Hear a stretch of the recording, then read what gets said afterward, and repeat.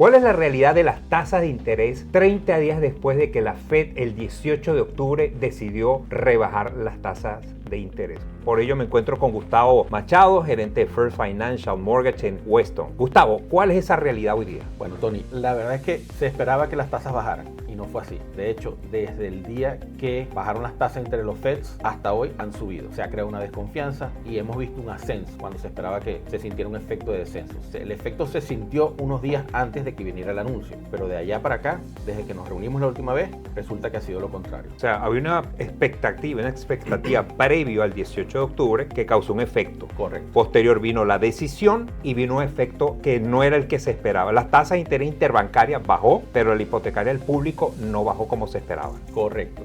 Como te comenté en esa oportunidad, la expectativa era que bajara un cuarto de punto. Ellos bajaron medio punto. Al parecer, esto creó cierta desconfianza en el sistema, por lo cual entonces los inversionistas y los bancos sintieron como que estaban empujando una realidad que no existe. Estaban empujando a lo mejor un incremento en la cantidad de dinero que se mueve en la calle y no fue así. Entonces, al sentir esta desconfianza, junto a otros reportes que son sensibles para ellos han venido creando esa desconfianza, lo cual poco a poco han subido un poquito el interés, más o menos al punto donde estaban antes que descendieran las tasas. O sea, que a largo plazo no se esperaría que desciendan más las tasas. Sí, todavía hay una expectativa que el mes que viene que se vuelvan a reunir los Feds vuelvan a bajar las tasas. Y lo normal que ocurre en esas situaciones es que ya cuando se sabe lo que va a pasar, los inversionistas bajan un poquito. Por eso en los días antes o las semanas antes de eso es que nosotros vemos por lo general el efecto. Y después, bueno, como reaccionen los mercados, entonces puede ser que sigan bajando o que no. En este momento parecieran que estuvieran empujando hacia abajo. Y entonces eso crea cierta desconfianza. Veremos qué pasa. Eso es el 6 y el 7 de noviembre, si mal no me acuerdo. Y los prestamistas y los bancos,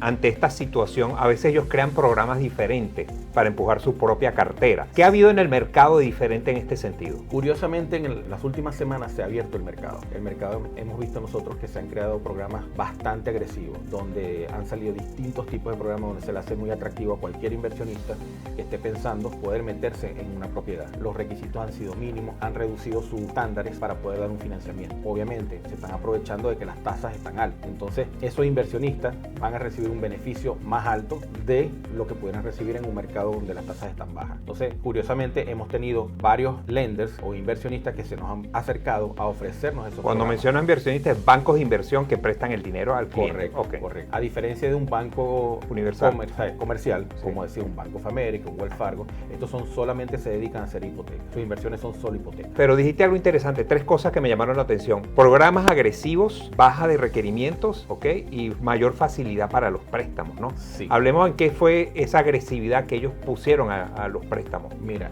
la agresividad es que estamos volviendo a un mercado que yo no veía desde el año 2006-2007, donde se presentaban programas que casi sin documentación tú podías aplicar una hipoteca. Por ejemplo, Que esos son los requerimientos que son menores ahora. Por ejemplo, hay programas que se llaman Stated. Stated es que si tú dices que tú te ganas un dinero al mes, ellos te lo van a creer sin necesidad de corroborarlo con documentación. Entonces ahora estás viendo programas donde tienes el Stated Income, que es los ingresos, el Stated Asset, que es el dinero que tienes. No les importa ver de dónde viene el dinero cuando antes querían ver de dónde viene el dinero. Incluso para extranjeros vimos un programa bastante agresivo donde con muy poca documentación, básicamente un pasaporte, puedes meterte en una inversión. Ok, vamos a hacer un ejemplo. Yo vivo en los Estados Unidos y después vamos a hacer el ejemplo de los extranjeros. Yo tal vez no quiero sino irme por lo más sencillo por cualquier razón, ¿ok? Porque no califiqué bajo otra forma y quiero irme a comprar una casa. ¿Qué me pediría ese banquero, ese prestamista privado? ¿Y cuánta inicial debería recomendado tener o tengo un puntaje de crédito malo? Mira, en los programas no convencionales, que son los non-QM, los non-qualifying mortgage, como ellos no revisan los ingresos a través de los tax returns del IRS, ni los verifican, entonces lo que requieren son dos cosas: un buen crédito y una buena inicial. ¿A partir de cuánto el crédito? El crédito por lo general tienes que tener un 700 o 720. Ok. A veces te consigues financiamiento con menor crédito, pero te piden más inicial, porque para ellos lo que quieren ver es que tú también estás arriesgando. Y cuando tú, por ejemplo, en un préstamo convencional puedes entrar con el 3 o con el 5% de inicial, en este tipo de préstamos te van a pedir un 20 o un 25%. Y hay uno de esos que los hemos visto que parte de esa agresividad es que si antes te pedían 20, ahora te piden 15%. 15% inicial. Entonces hemos visto que te piden menos documentos y te bajan el requerimiento de la inicial.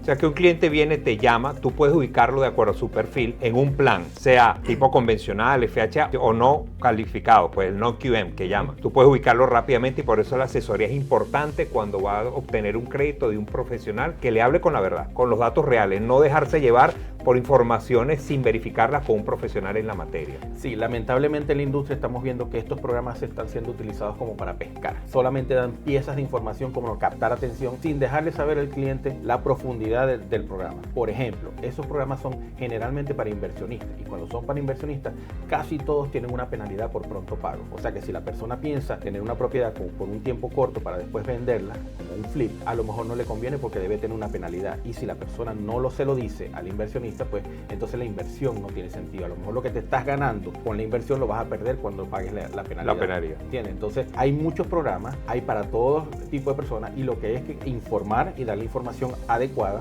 para crear las expectativas adecuadas también. Importante. Ok, soy extranjero. Háblame, yo siendo extranjero, ¿qué me vas a pedir en esos programas nuevos que hay menos requerimientos? El más agresivo que hemos visto hasta el momento es un programa que te pide solamente copia del pasaporte. Tienes que tener un pasaporte vigente y un estado de cuenta bancario donde le puedas demostrar que tienes los fondos para la compra. Con esa compra te pueden dar hasta el 75% de financiamiento. O sea, mínimo 25% de inicial. O sea, si tú tienes 25% de inicial, tienes que tener un poquito más porque al banco le gusta ver que te quede un dinero remanente de reserva por si acaso una eventualidad. Pero si tú tienes el 25% para la compra, más los gastos de cierre, tienes un pasaporte y tienes un bank statement con ese dinero. Compra, ok, dijimos 25%, es sano agregar un 10% más para gasto de cierre y dejar algo más. Yo diría que nos fuéramos un 40%, dejando un espacio para eso. Es mucho. Es mucho. ¿Cuánto debería tener la persona? En este programa tan agresivo, entre un 30 y 35% es suficiente. Con eso hay el excedente que permite ver que el banco determine de que hay tranquilidad. Tiene una solidez financiera. Perfecto. Pero fíjate este ejemplo.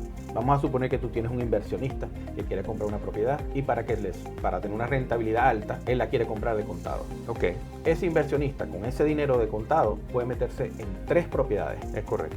3 propiedades donde va a recibir una rentabilidad menor, pero multiplicado por 3, donde le crece su capital todos los años con la revalorización de la propiedad. Bueno, y hay que ver, porque de repente el retorno sobre el capital puede tener un cap rate hasta mejor que poniendo el dinero efectivo, porque el dinero colocado como inicial es mucho menor. Correcto. Tal vez pagando el servicio a la deuda le queda menos dinero, pero hay que analizar los números. Exacto. Y ahí es donde nosotros, los agentes de bienes raíces, hacemos el análisis de la inversión igualmente de la mano de ustedes. Por eso es clave tener la asesoría adecuada y que le hablen con la verdad y le digan todas las características del programa, porque hay muchos tipos de programas, pero a lo mejor, por muy bonito que suene, no le conviene al cliente ese programa por algún motivo. ¿Cuándo se reúne la FED de nuevo? El 6 y el 7 de noviembre. Faltan pocos días, pocas semanas ya para que se reúnan. Correcto. Palabras finales que le dejarías a un cliente que quiera adquirir. ¿Es momento? ¿No es momento? ¿Qué recomiendas? Yo siempre soy partícipe de que la persona si está preparada y está pensándolo, que es momento que empieces por lo menos su calificación. Si los intereses en verdad bajan, los intereses generales, digamos, los FEDs bajan la tasa, se crea confianza en el mercado y